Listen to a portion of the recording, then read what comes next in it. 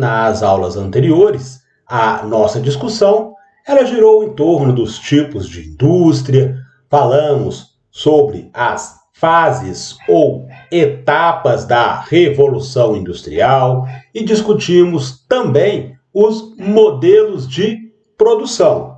Na aula de hoje, o destaque é para os espaços geográficos industriais mundiais.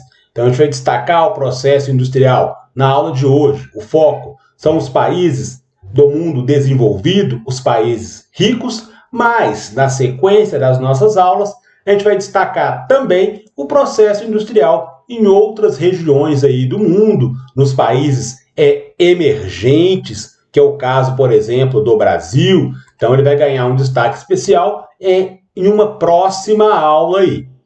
Então, iniciando a nossa conversa, trago aqui uma tela e desta tela mostra para a gente a concentração industrial mundial, ou seja, os locais em que eu tenho focos ou polos de industrialização espalhados aí ao redor do mundo. Então, observando este mapa, na minha legenda eu tenho as áreas em vermelho, em que eu vou considerar as regiões densamente industrializadas. Então, quando eu olho a minha legenda e a correspondência lá no meu mapa, eu vou encontrar, por exemplo, uma área em vermelho aqui no território brasileiro. Então, essa área em vermelho, a gente vai destacar ela aí na sequência das nossas aulas, é a região que corresponde ao ABCD paulista. Então, essa região, a gente vai falar dela mais à frente, destacando que é o maior parque industrial de toda a América Latina. Então, se eu pego a América Latina inteira, a área em que eu tenho uma concentração maior aí, de industrialização está restrita a essa região do ABCD paulista. Claro, tem ali a América do Norte também, com um grande destaque nesse processo industrial, o continente europeu, no caso aqui do nosso mapa, da nossa projeção, territorialmente a gente sabe que a Europa é um continente menor do que os demais, então acaba que os pontos em vermelho, eles não estão se destacando tanto, mas o continente europeu é um continente extremamente industrializado. Então tenho áreas também com focos de industrialização importante na Ásia, e aí, se eu observo o continente africano, fica claro para a gente que a África é, entre todos os continentes, o que apresenta o menor índice de desenvolvimento industrial. Então, essa primeira tela nossa, esse primeiro mapa, é para mostrar um pouquinho como que esse processo industrial está disperso aí ao redor do mundo, ele está distribuído aí entre os continentes.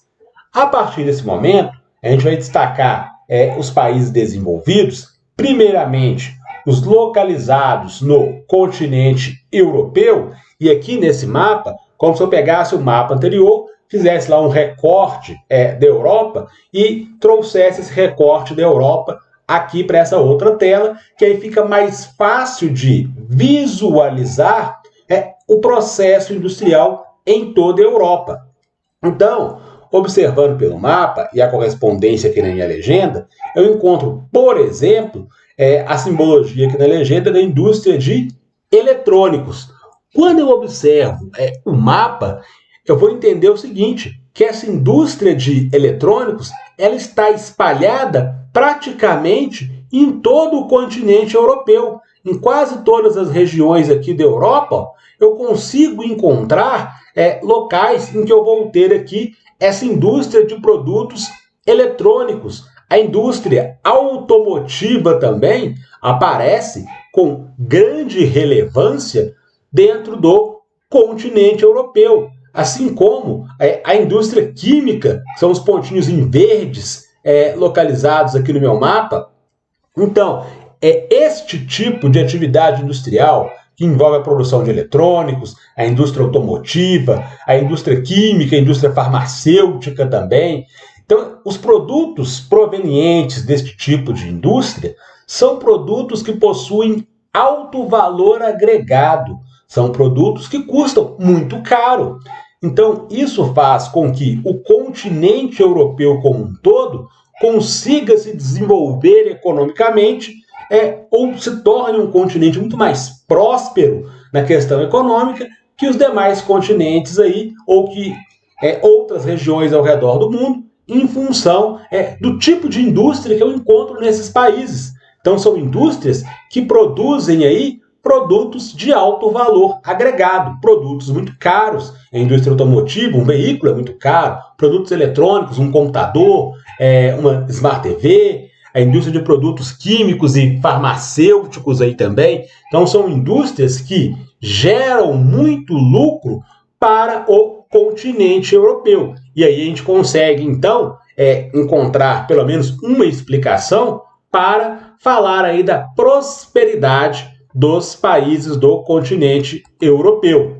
E aí dentro da Europa, que a gente viu aqui na tela anterior, seria extremamente complicado se a gente fosse falar de todos os países da Europa e destacar o processo industrial em todos esses países. A gente não seria possível, a gente chegaria até dezembro fazendo essa explanação em relação à indústria dos países europeus. Então o que a gente faz é o seguinte: a gente pegou aqui alguns pontos de maior destaque dentro do processo industrial europeu para comentar aqui nas nossas aulas. Então, além da Inglaterra, que a gente já discutiu o pioneirismo dos ingleses dentro da Revolução Industrial, então a Inglaterra, o Reino Unido de maneira geral, a gente já sabe que é extremamente industrializado e desenvolvido aí, mas além da Inglaterra, do Reino Unido, eu tenho a região do Vale Ruhr, na Alemanha, tenho a França, com destaque para as cidades de Paris e Lyon. Na Itália, um destaque especial para Turim e Gênova. Poderia acrescentar aqui também Milão, entre as cidades italianas que se destacam no processo industrial. E eu tenho um grupo de países que formaram a Benelux, que é a união da Bélgica, Holanda e Luxemburgo. Então, na sequência dos nossos slides, eu vou detalhar o processo industrial, então, nesses países: Alemanha, França, Itália e esse grupo de países que compõem a Benelux. No nosso slide, a gente observa aqui uma imagem que é a cidade de Middlesbrough, no Reino Unido. Então, fala aqui da prosperidade que existia nessa cidade inglesa lá no ano de 2009 e que atualmente ela passa por um processo de crise em função do fechamento de diversas fábricas. Então, boa parte da industrialização do Reino Unido, da Inglaterra, ela vai se dispersar aí entre os países europeus, por exemplo. Então, ajuda a explicar um pouco por que outros países conseguem se destacar aí nesse processo industrial. Eles oferecem vantagens competitivas, às vezes melhores do que aquelas que foram encontradas inicialmente lá na Inglaterra, no Reino Unido. Então, algumas dessas fábricas, algumas dessas indústrias, elas acabam mudando aí as suas sedes. Então, isso ajuda a explicar esse desenvolvimento de outros países europeus, além da Inglaterra. Eu tenho aqui no slide também uma tabela que está mostrando para a gente os maiores mercados consumidores de produtos industrializados europeus que não fazem parte do bloco da União Europeia. Então, eu tenho o bloco econômico União Europeia e nessa tabela eu tenho países que compram produtos industrializados da Europa. Então, é isso que essa tabela está mostrando para a gente. A gente viu aqui no mapa anterior que a indústria de produtos eletrônicos ela está dispersa em praticamente todo o continente europeu. E esses produtos eletrônicos, além de atender a própria Europa, esses produtos são exportados. Então, eu tenho aqui os Estados Unidos adquirindo 16,5% dos produtos eletrônicos feitos no continente europeu. A Suíça, com 10% dos produtos adquiridos aí da União Europeia, é que eu estou colocando nessa tabela países que não fazem parte da União Europeia e que adquirem os produtos eletrônicos aí fabricados no bloco econômico. Então, a China com 8,5%, tenho aqui a Rússia, Turquia, Japão, Noruega, que são os países os maiores compradores de produtos industrializados aí da Europa, e além desses, aí, o restante, somando todos os outros países, eu chego nessa porcentagem de 47,5%. Ou seja, mais da metade da produção de produtos eletrônicos, de produtos industrializados de alta tecnologia da Europa, é destinada a esse grupo de países citados aqui na tabela. Estados Unidos, Suíça, China, Rússia, Turquia, Japão e Noruega. Então, esse pequeno grupo de países adquire mais da metade da exportação aqui de produtos eletrônicos do continente europeu. Então, se a gente citou os focos de industrialização na Europa, agora a gente detalha um pouquinho melhor cada uma das citações que a gente fez no slide anterior. E aqui começa falando então pela Alemanha, e o destaque ele fica em função dessa região do Vale Ruhr. Então, o Vale Ruhr ele está localizado no oeste da Alemanha e é uma região importante na produção de carvão mineral. E aí, eu sei que vocês lembram muito bem que carvão mineral, que é um combustível fóssil, assim como o petróleo e o gás natural, a produção desses combustíveis fósseis, ela é semelhante. Então, eu tenho que ter lá áreas que foram em fundo de mar ou de oceano, eu tenho lá a questão da decomposição da matéria orgânica. Então, se na região do Vale Ruhr eu encontro a produção de carvão mineral, claro que eu vou encontrar também a produção de petróleo e a produção de gás natural. Então, essa região do Vale Ruhr ela é importante para a Alemanha na produção de combustíveis fósseis, carvão mineral, petróleo e gás natural. Além disso, a Alemanha, essa região do Vale Ruhr, merece um destaque na produção de aço. A gente sabe que o aço ele é matéria-prima para a fabricação de outros produtos, a chamada indústria de base. Eu tenho a indústria de produtos químicos, a indústria de produtos farmacêuticos. Quem não conhece aí, por exemplo, a Bayer como um importante laboratório farmacêutico. Então, essa região do Vale Ruhr, na Alemanha, merece aí um destaque especial em função dessa produção industrial de combustíveis fósseis, questão do aço e dos produtos químicos aí.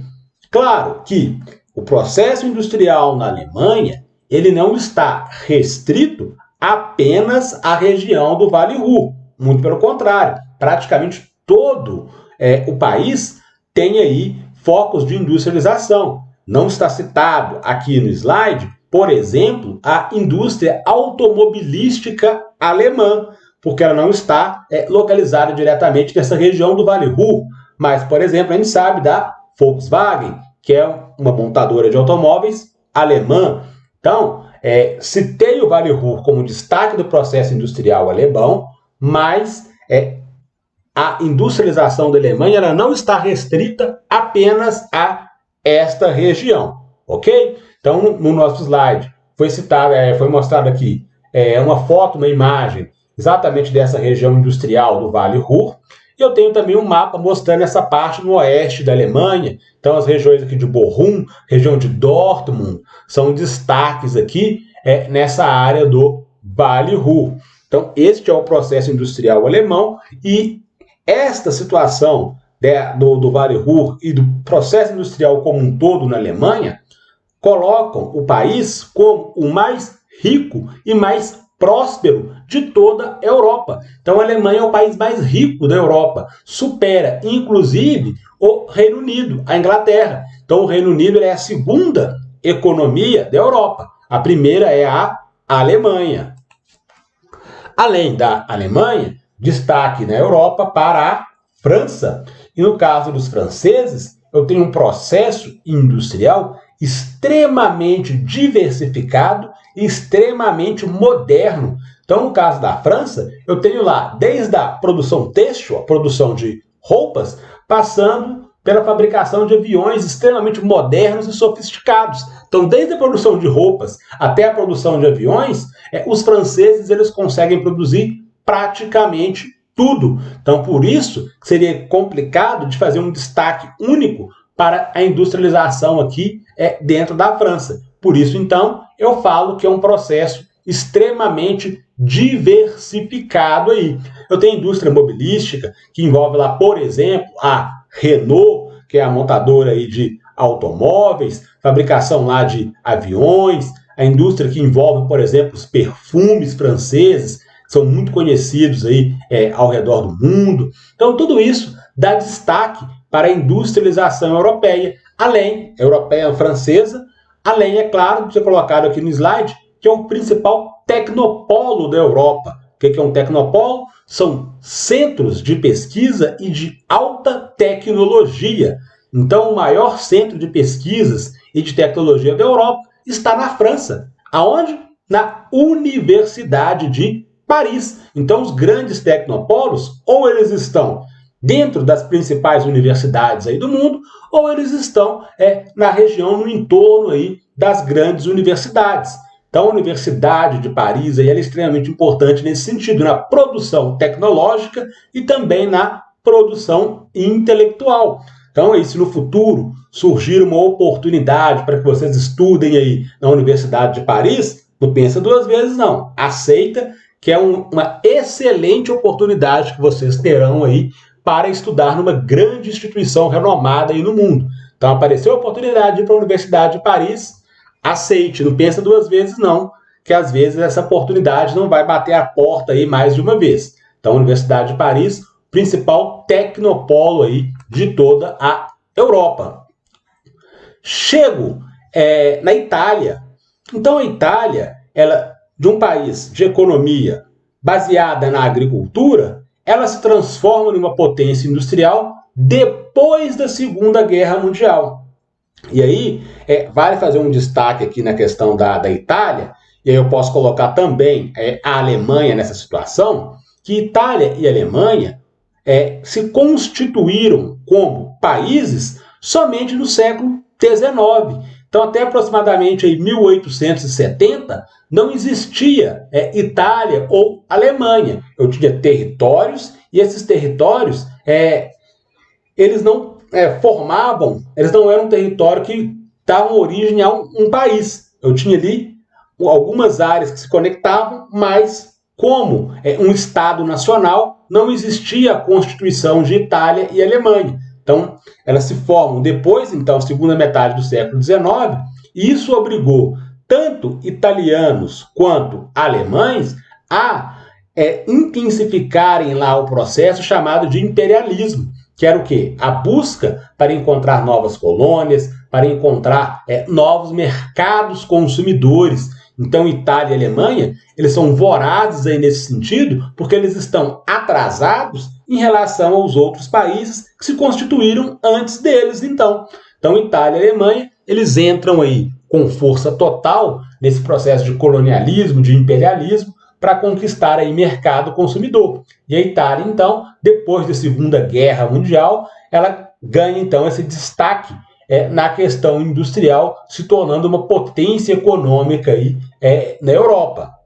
No caso da Itália, a produção têxtil é extremamente importante, é a maior do mundo, tanto é que eu tenho semana de moda lá em Milão, então a indústria de roupas, de maneira geral, ela ganha um destaque importantíssimo aí na Itália. O setor de transportes, ele é muito importante para a economia italiana, a questão que envolve a comunicação, e aí coloco aqui no slide uma imagem da TIM, que é a operadora aí de telefonia celular, bastante conhecida dos brasileiros, alguns gostam, outros nem tanto, mas é difícil de gostar ultimamente aí de alguma operadora de celular. Mas eu tenho a TIM, que é uma empresa italiana do setor de comunicação, que atua no Brasil e em diversos outros países do mundo. Então isso mostra a força dessa indústria italiana. Então ela se constitui aqui como uma empresa que vai se destacar não apenas nacionalmente, mas internacionalmente aí. São aquelas empresas que a gente conhecia algum tempo atrás aí como as multinacionais, que na atualidade eu utilizo o termo transnacional. Então a TIM aí, uma empresa da área de comunicação, ela é uma transnacional italiana que se espalha aí ao redor do mundo. Tenho a indústria automobilística italiana, também muito forte, e aí no slide aparece para a gente aqui a Fiat, bastante conhecida dos mineiros, em função da Fiat possuir uma fábrica aqui em Minas Gerais, no município de Betim. E no caso da Fiat, ela faz questão o tempo inteiro de mostrar este DNA italiano que a marca possui, até no nome. Não sei se vocês sabem o significado da sigla Fiat. Estão observando aqui no slide, ó, na imagem que nós temos, o F aqui é de fábrica, o I é de italiana, fazendo questão de destacar que ela é uma empresa italiana. Então, fábrica italiana de automóveis Turim. Então, o T aqui é de Turim, porque a sede da Fiat está localizada na cidade de Turim, na Itália. Então, aí eu tenho mais um exemplo de uma empresa transnacional italiana que se espalhou aí ao redor do mundo. Então, a Fiat, na atualidade, não só ela, mas como praticamente todas as empresas aí que atuam no setor automobilístico, têm passado por dificuldades financeiras. E essas dificuldades, na atualidade, são justificáveis aí, em função da questão da pandemia do coronavírus. Mas mesmo antes da pandemia, a Fiat já vinha aí passando por algumas dificuldades. Então, eu citei que a sede da montadora fica na cidade de Turim, na Itália, e na cidade de Turim eu tenho também um time de futebol bastante conhecido, que é a Juventus. Então, a Juventus de Turim, ela é bancada, digamos assim, os recursos do clube de futebol, eles vêm, em grande parte, da Fiat. Então, a maioria aí deve ter essa informação, que o jogador de futebol, o Cristiano Ronaldo, atualmente ele joga nesse time, na Juventus de Turim. E por ser aí um dos jogadores de futebol mais conhecidos do mundo, ele também é um dos jogadores mais bem pagos do mundo. E só foi possível levar o Cristiano Ronaldo para o futebol italiano por causa do dinheiro da Fiat. Só que essa contratação gerou um problema dentro da empresa. Por quê?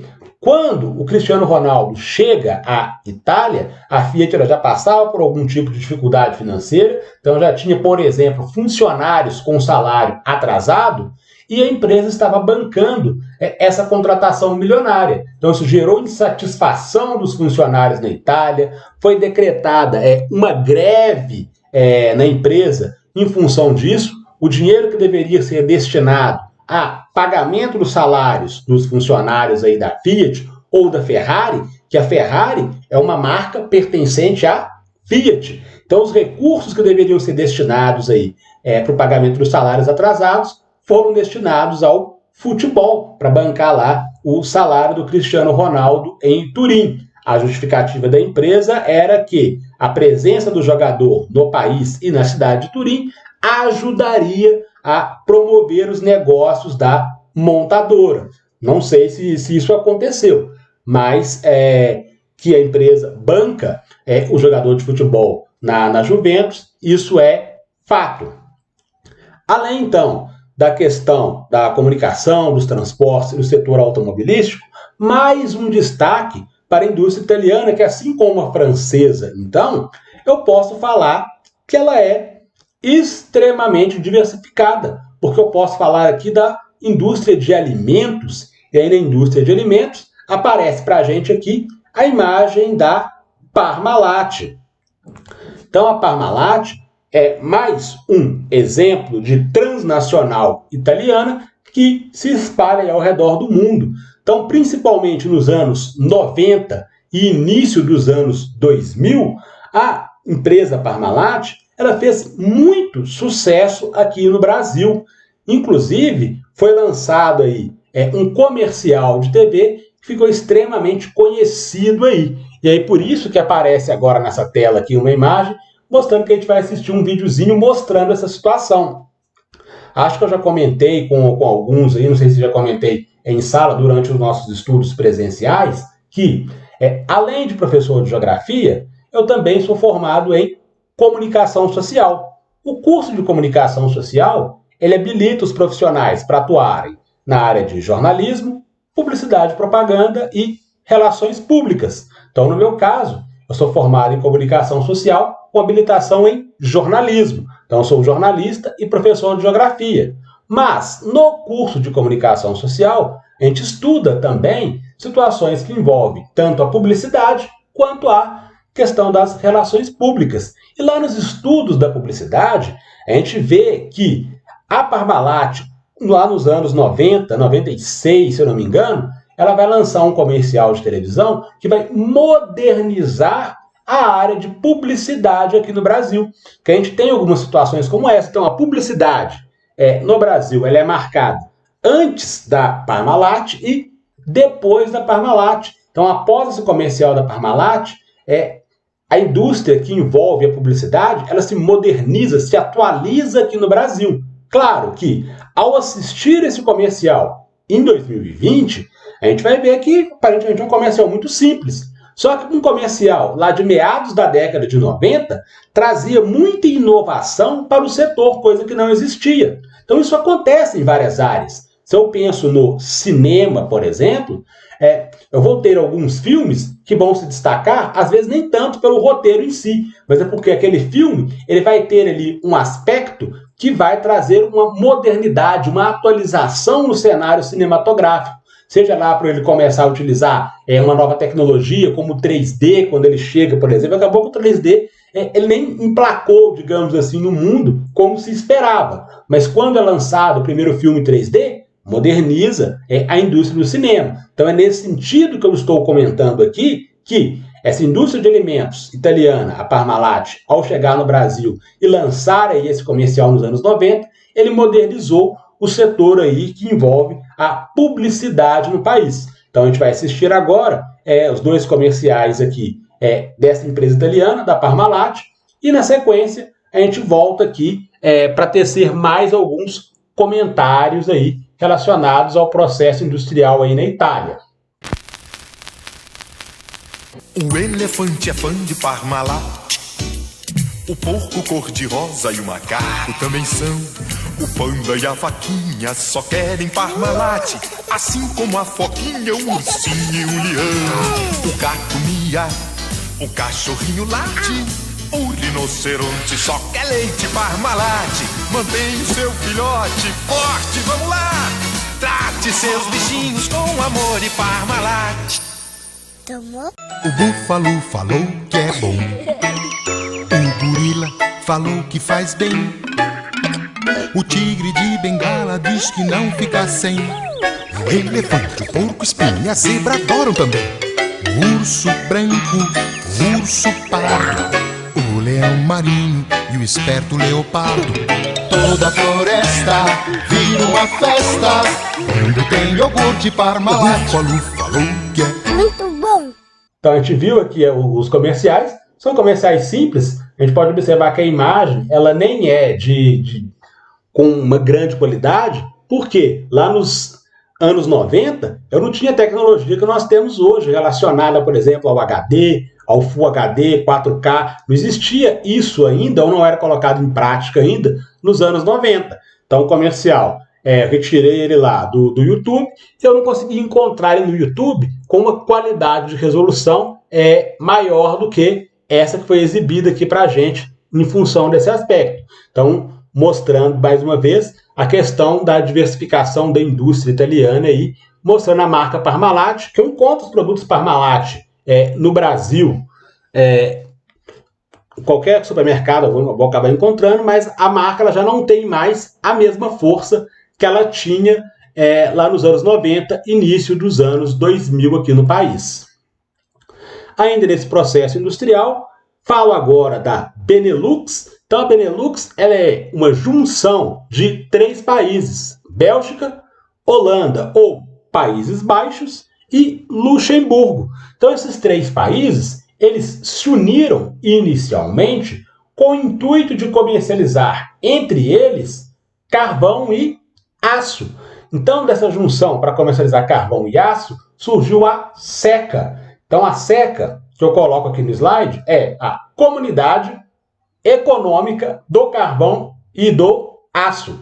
Então, esses 3 países começam a comercializar entre eles carvão e aço. Funciona muito bem essa ideia. Eles começam a diversificar o tipo de produto que era comercializado entre os 3. Novos integrantes, novos países decidem se juntar a esses 3 para inicializar ali uma comercialização de outros produtos. E em função dessa chegada de outros países, é que eu coloco aqui no slide que a Benelux pode, então, ser considerada o embrião para a formação do Bloco Econômico União Europeia. Então, o bloco econômico que nós conhecemos da atualidade como União Europeia, a gente pode remeter a formação desse bloco à CECA, Comunidade Econômica do Carvão e do Aço. Então, essa comunidade ela vai evoluindo, então ela deixa, em algum momento, de ter este nome, CECA, e passa a ser a Comunidade Econômica Europeia, porque agora ela já não vai mais comercializar apenas carvão e aço, vai comercializar outros produtos, ela segue evoluindo, e no começo dos anos 90 é que eu tenho, de fato, a formação do Bloco Econômico União Europeia. Então, o Bloco Econômico ele só nasce nos anos 90, mas desde a década de 50 eu já tinha, então, esse tipo de iniciativa que, de alguma maneira, fomentou lá o surgimento do bloco. Então, eram países europeus se unindo para comercializar produtos entre eles. Isso vai evoluindo e se torna, então, o maior bloco econômico do mundo, que é a União Europeia. Daí, então, a importância de falar da Benelux dentro do processo industrial aí, na Europa. Chego aos nossos exercícios. Então, na primeira questão, fala o seguinte para a gente. Sobre o espaço industrial da Europa, julgue as assertivas abaixo. Então, a assertiva 1 fala que a região do Vale Ruhr, no leste da Alemanha, é uma área industrial importante na produção de tecidos e alimentos. Será que é verdadeira esta informação? De acordo com o que a gente estudou na aula de hoje e viu lá nos nossos primeiros slides, a gente vai considerar que esta primeira assertiva ela é falsa, porque a região do Vale Ruhr ela é produtora de carvão mineral e não de tecidos e alimentos. Tem carvão mineral, petróleo, gás natural, são produtos químicos. Então é isso que essa região do Vale Ruhr na Alemanha vai produzir, e não tecidos e alimentos. E outro erro também na assertiva 1, que é quando fala que a região do Vale Ruhr ela está localizada no leste da Alemanha. Nós vimos no nosso slide que o Vale Ruhr ele está no oeste e não na faixa leste. Então o Vale Ruhr é oeste da Alemanha e não produz tecidos e alimentos. Então esse não é o destaque para a industrialização no Vale Ruhr. Então a primeira assertiva apresenta um erro, uma assertiva falsa.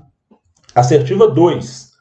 Os setores de comunicação, alimentos e automobilístico são destaques no processo industrial da Itália. Verdade? Então a gente viu aqui a questão dos alimentos, falamos da Parmalat, comunicação, falamos da TIM, setor automobilístico, falamos da Fiat, são empresas transnacionais italianas espalhadas ao redor do mundo. Então assertiva 2, verdadeira. 3. Pouco industrializada, a França carece de infraestrutura adequada e se tornou dependente da tecnologia dos países vizinhos da Europa. Essa assertiva claramente é falsa, porque nós falamos aqui da França, da diversificação industrial francesa, que vai desde o têxtil, produção de tecidos, produção de roupas, até a produção de aviões extremamente sofisticados e modernos. Então, ela não pode ser carente de infraestrutura, muito menos dependente da tecnologia dos países vizinhos. Muito pelo contrário, ela vai exportar essa tecnologia para os países vizinhos. Falamos da França como o maior tecnopolo da Europa, citando a Universidade de Paris. Então, a assertiva 3, claramente falsa.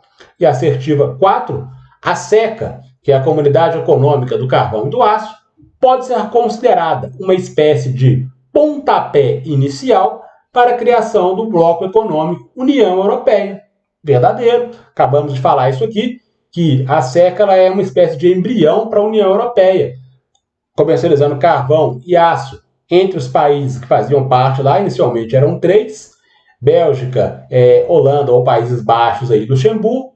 Depois os demais países vão se incorporar ali a esse grupo, vai se tornar a Comunidade Econômica Europeia, vai ganhando aí outras nomenclaturas até chegar ao nome União Europeia no começo dos anos 90. Então a assertiva 4 e a assertiva 2 estão corretas. Então pode-se considerar correto apenas as assertivas 2 e 4. Questão número 1, marcamos a letra E. Questão 2, sobre os espaços industriais mundiais, marque a alternativa incorreta. A letra A fala que o primeiro nome do bloco econômico, que mais tarde viria a se chamar União Europeia, surgiu da Benelux, resultado da união entre Bélgica, Holanda e Luxemburgo. Acabamos de comentar na questão anterior. Então a letra A, verdadeira. Estou procurando o que está errado, o equívoco aqui entre as alternativas na questão 2. B. O principal tecnopolo da Europa pode ser encontrado na França. Verdade, Universidade de Paris, produção de alta tecnologia, produção intelectual em grande escala, vem lá dos franceses. Então a letra B também é verdade.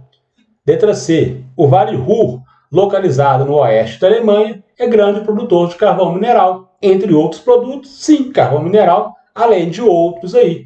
Letra C também verdadeira.